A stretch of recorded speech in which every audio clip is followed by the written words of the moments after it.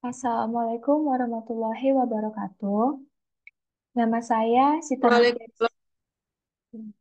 Nama saya Sita Mutia Rizkia dengan NPM 221510083. Saya di sini ingin mempresentasikan hasil diskusi kami mengenai manajemen risiko publik.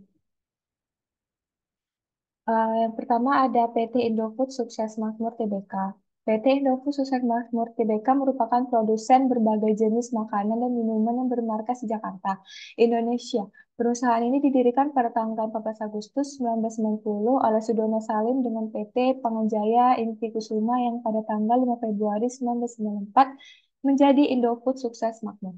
Perusahaan ini mengekspor bahan makanannya hingga Australia, Asia, dan Eropa.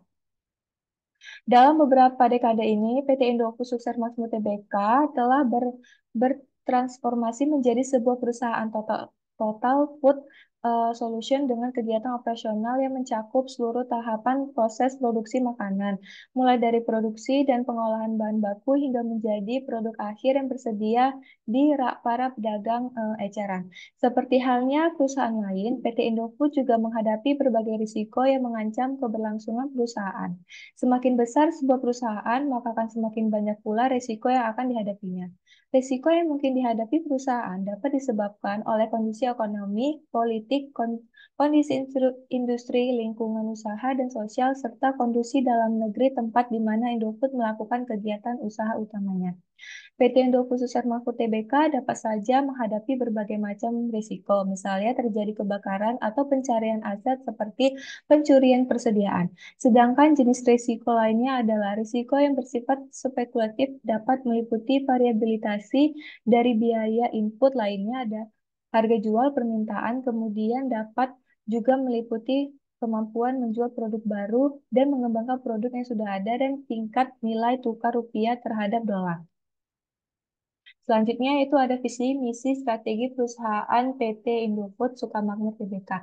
Visi PT Indofood Tbk yaitu menjadi perusahaan Total Food Solution.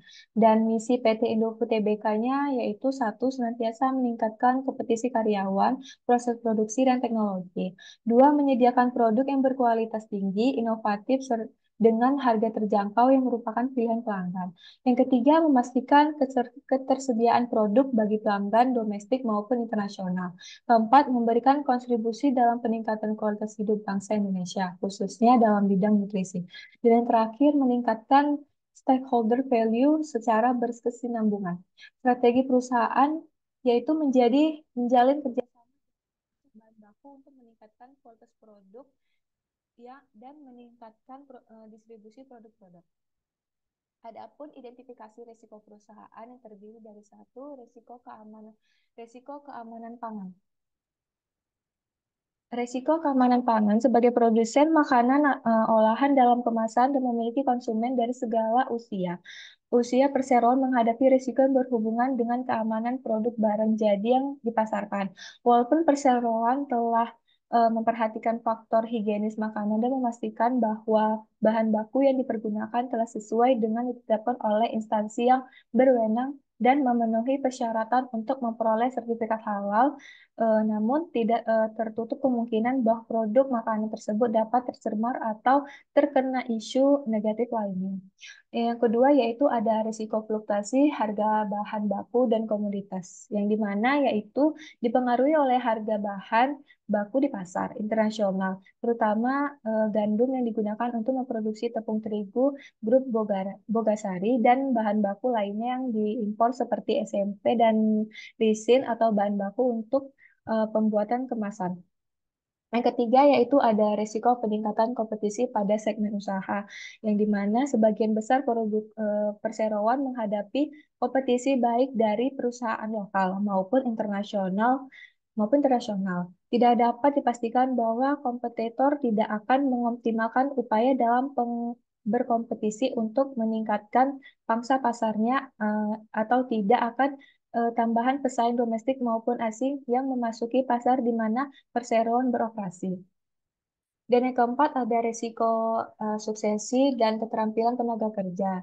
Nah, yang dimana maksudnya yaitu ketersedia tenaga kerja yang handal untuk terus dapat melakukan yang terbaik, serta melakukan budaya untuk eh, terus berinovasi agar memperoleh hasil yang unggul. Oleh karena itu, perseroan menyadari risiko kegagalan pengembangan karya atau mempertahankan tenaga kerja bertalenta dapat mempengaruhi kegiatan bisnis, daya saing, dan pertumbuhan perseroan secara nyata. Dan yang terakhir yaitu ada resiko bencana alam, iklim, dan cuaca ekstrem, yang dimana maksudnya itu secara geografis fasilitas perseroan berupa kantor, pabrik, perkebunan, dan gedung distribusi hampir seluruhnya berlokasi di Indonesia yang berlokasi di Pulau Jawa, Sumatera, Kalimantan, dan Sulawesi.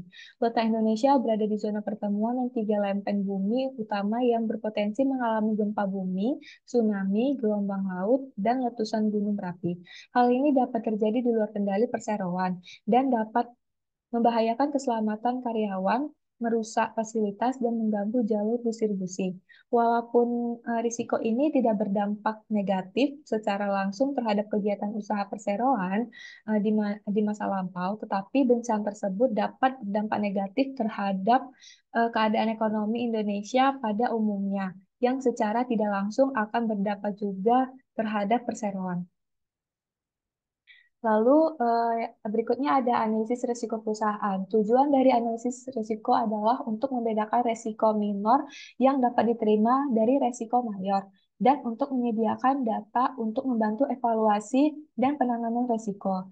Analisis risiko akan tergantung dari informasi dan data yang tersedia. Risiko yang dapat dianalisis secara kualitatif dan kuantitatif.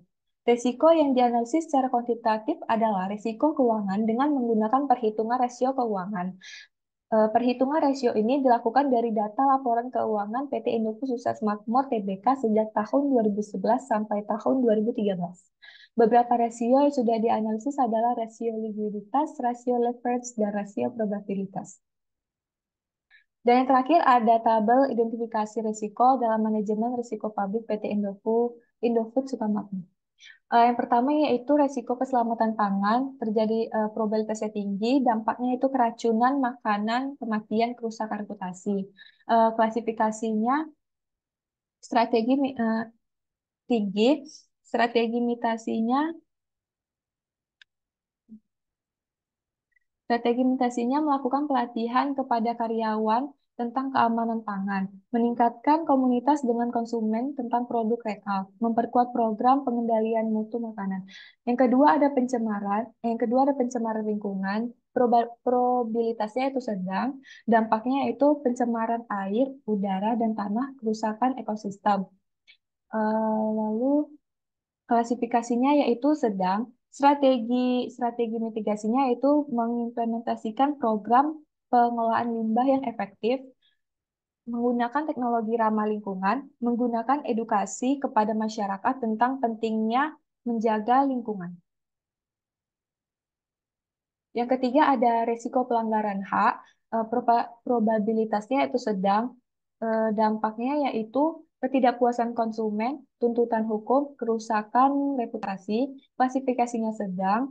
Strategi mitigasinya yaitu memperjelas informasi produk dan layanan kepada konsumen, meningkatkan pelanggan, meningkatkan kualitas layanan pelanggan, membangun mekanisme penyelesaian sengketa konsumen yang efektif. Dan yang terakhir ada korupsi dan penyuapan. Probabilitasnya yaitu rendah, dampaknya itu kerugian finansial, denda, tuntutan hukum, kerusakan reputasi, klasifikasinya rendah, dan terakhir strategi mitigasinya yaitu menerapkan program anti korupsi yang komprehensif, melakukan edukasi kepada karyawan tentang bahaya korupsi, membangun, membangun budaya integritas dan transparansi dalam perusahaan. Sekian presentasi saya, lebih kurang mohon maaf. Eh, izin bertanya. Ya, silakan.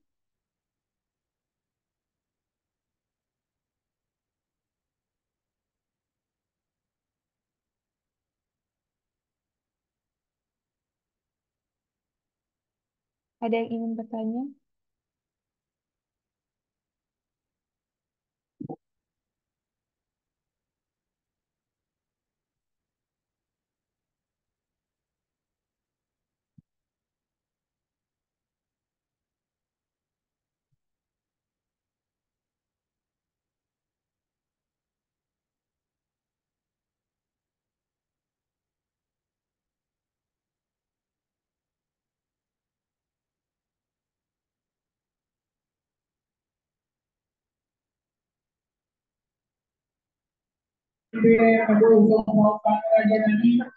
Perkenalkan, nama saya Dina Lutfia.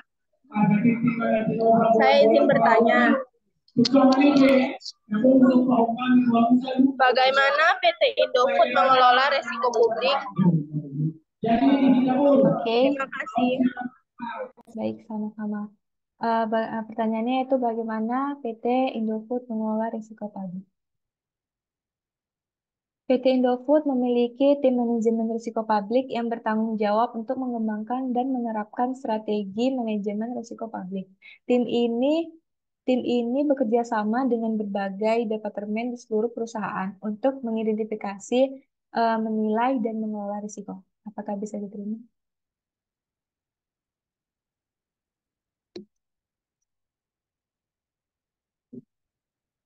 Oke, sekian presentasi dari saya. Lebih kurangnya mohon maaf. Assalamualaikum warahmatullahi wabarakatuh. Waalaikumsalam warahmatullahi wabarakatuh.